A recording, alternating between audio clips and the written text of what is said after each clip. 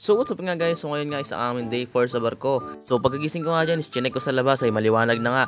5 AM na naman yan, as usual ay kakain na naman kami kasi breakfast na naman. So ngayong day 4 is wala na masyadong pila niyan kasi yung halos yung iba is mga tulog at mga pagod sa kanilang mga duty, kaya mabilis lang din yung pila namin. At ang breakfast pala namin ngayon is dalawang chicken nuggets at itlog. Sulit na din, masarap naman yung pagkain nila. At syempre nilalagyan ko rin ng toyo para pandagdag lasa. Dahil dalawang sunod na araw nga ako nag-Milo, hindi ko muna tinimpla yung Milo ko dyan. Tinago ko muna sa bag.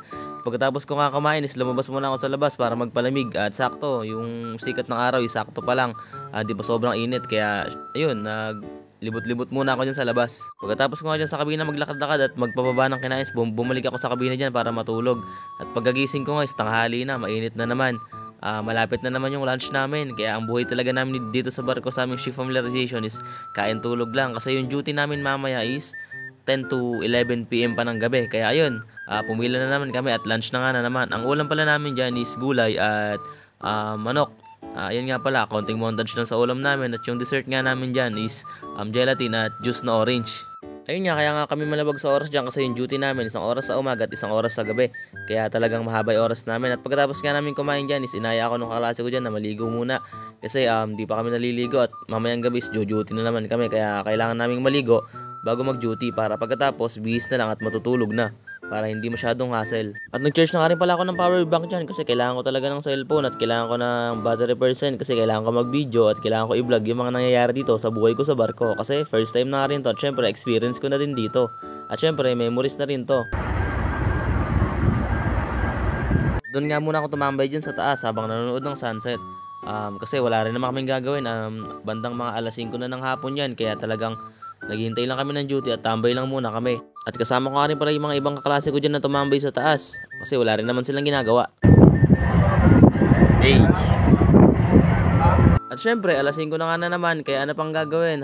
Kain na naman. Talagang tataba kami dito sa barko, lalo na 2 cup of rice pa ang binibigay sa amin. Kaya ayan pala ang meal namin for today's video, chicken at vegetable. Apretada atay, luto yung sa manok. At ayun nga, dumating na nga yung oras ng duty namin. Bandang alas 10 na pala yan, kaya nagbihis na rin ako dyan. Kasi bababa na ulit kami sa engine room. At ngayon nga pala ang duty namin is mag-observe at mag-picture.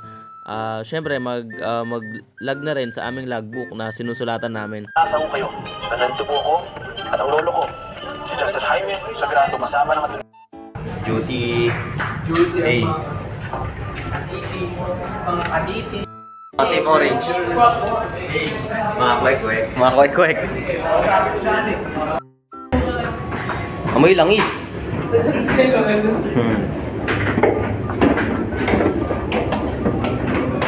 At pagbaba nga namin is sobrang dilim talaga dyan sa labas kasi open sea nga.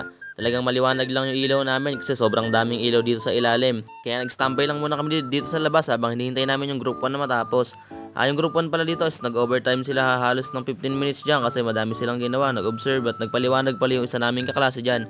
Yung isa pala naming kabatch dyan is may experience na kasi siya sa barko. Kasi pag umuwi siya sa kanila, ewan ko kung taga Visayas ba siya, nakalimutan ko na. Kasi pag umuwi siya sa kanila, sa barko siya sumasakay at nagre-request siya sa mga crew doon na kung pwede ba siyang bumaba sa ilalim para mag-familiarize at magpaturo sa mga machineries doon sa ilalim. Kaya ayun, siya yung nag-explain sa amin dyan kung ano bang function at mga pinagagamitan ng mga machineries dito. Daihatsu. Hindi nga pala muna kami pinapunta ng control room dyan kasi dito daw muna kami sa ilalim para mas madami kaming makita at mas madami kaming ma-familiarize. At sakto, yung isang port engineer dyan is nagre-reading siya ng mga parameters dyan. At sina-check na rin niya yung temperature ng mga machineries kung nasa normal condition pa ba to. At dahil first time ko nga sa barko at lalo na sa engine room at sobrang init pala talaga dito.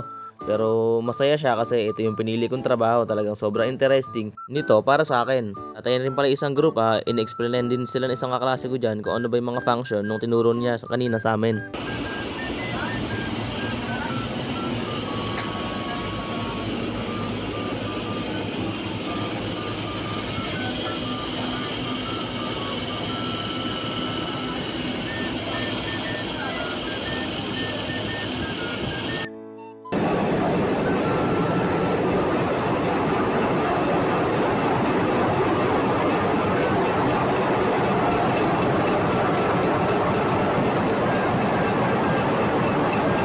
At yun nga is meron nga rin pala kami isang ginawa dyan is nag-sounding nga kami dyan ng tangke.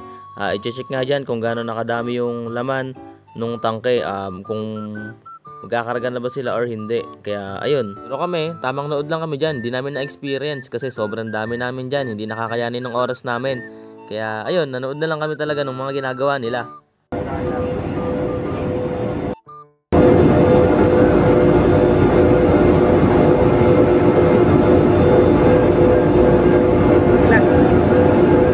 At ito nga pala engineer na sinasabi ko nila nag-check ng temperature at nag-check ng pressure ng mga machineries. At may dala-dala nga pala siya ng thermogun para itatapat lang niya sa mga machineries at malalaman na niya agad yung temperature.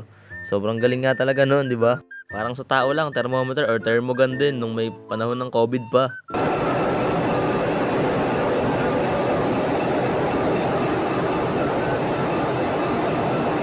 Sa mga oras na yan is matatapos na nga yung duty namin, kaya ando na lang kami sa kabilang gilid, naghihintay na lang kami na tawagin kami sa taas at ayun, konting video at konting familiarize na lang ulit hanggang matapos yung duty namin. At mga ilang minuto rin is umakyat na rin kami kasi baka naghihintay na yung next group sa amin sa taas. Baka nainip na rin sila doon kakahintay at ayan nga, nakalabas na rin kami, sobrang pawis ko na nga pala dyan. At ayun lang ang nangyari sa akin day 4 at see you to my day 5, bye bye!